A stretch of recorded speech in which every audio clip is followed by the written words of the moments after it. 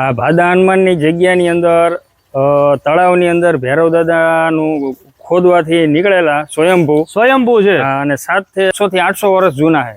700 થી 800 વર્ષ જૂના છે અને સ્વયંભૂ કાળ ભૈરવ અહીંયા નીચે બિરાજમાન છે ને એમ કહેવાય છે કે 12 મહિનામાંથી 8 મહિના તો પાણીમાં હોય છે. અત્યારે આપણને દર્શન થઈ રહ્યા છે અને તમને પણ ઘરે બેઠા દર્શન કરાવું છું કાળ ભૈરવ દાદાના.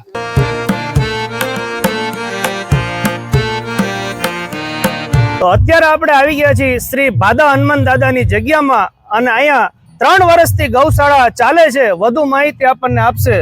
તો કેટલા વર્ષથી આપણે ગૌશાળા ચાલુ? 3 વર્ષથી ચાલે છે. અને કેટલી ગાયો અહીંયા અત્યારે? 55 ગાયો છે. તો 55 ગાયો છે. સરસ મજાની ગાયોની બધી અહીંયા દેખરેખ રાખવામાં આવે છે. તમારે પણ જો સેવા આપી હોય તો ડિસ્પ્લે ઉપર નંબર આવી રહ્યો છે, તેમાં તમારી યથાશક્તિ પ્રમાણે તમે યોગદાન આપી શકો છો. અને અહીંયા હનુમાન દાદા અને મેરડીમાં પણ બિરાજમાન છે, મામાદેવ પણ બિરાજમાન છે અને આ બધા સ્વયંસેવકો બધી સેવા કરે છે અને સરસ મજાનું આયોજન હોય છે. તો દરેક લોકોને નમ્ર વિનંતી છે કે ઉદાર હાથે ડિસ્પ્લે ઉપર નંબર આવી રહ્યો છે, તમારી જે યથાશક્તિ હોય તે પ્રમાણે તમે દાનમાં તમે સેવા કરી શકો છો. વાત કરી દઈએ ઐતિહાસિક જગ્યાના એડ્રેસની, તો વાડલા રોડ ઉપર જ આ 700 વર્ષથી પણ વધારે જૂની જગ્યા એટલે કે શ્રી સિદ્ધ ભાદા હનુમાન દાદાના દર્શન કરવા માટે આપણે પહોંચી ગયા હતા. અને દર વર્ષે માય ભક્તો દ્વારા અહીંયા નવરંગા માંડવાનું પણ આયોજન કરવામાં આવે છે. એટલે આપણે પણ દર્શન કરી લીધા હતા મેરડી માતાજીના.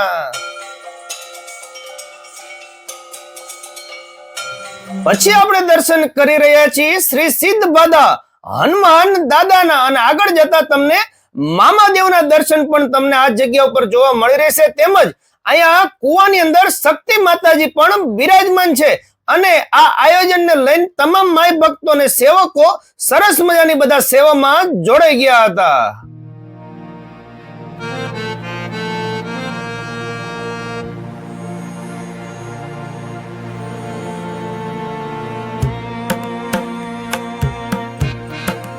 તમે પણ જો હજી સુધી આ જગ્યાએ ન આવ્યા હોય તો સુરેન્દ્રનગર થી માત્ર 8 કિલોમીટરના અંતરે શ્રી નકટીવો મેરડી માતાજી આપણે દર્શન કરવા જઈ ત્યાં જમણી સાઈડ મેમકા જવાનો જે રસ્તો પડે છે ત્યાં જ આ જગ્યા આવેલી છે અને એકદમ ઐતિહાસિક અને ઘણા વર્ષો જૂની આ જગ્યા છે.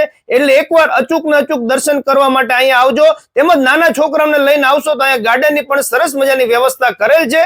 પછી રાત્રે જે કોઈ માય ભક્તો અહીંયા આવ્યા હતા તેના માટે મહાપ્રસાદીની પણ આયોજન કરવામાં આવેલું હતું.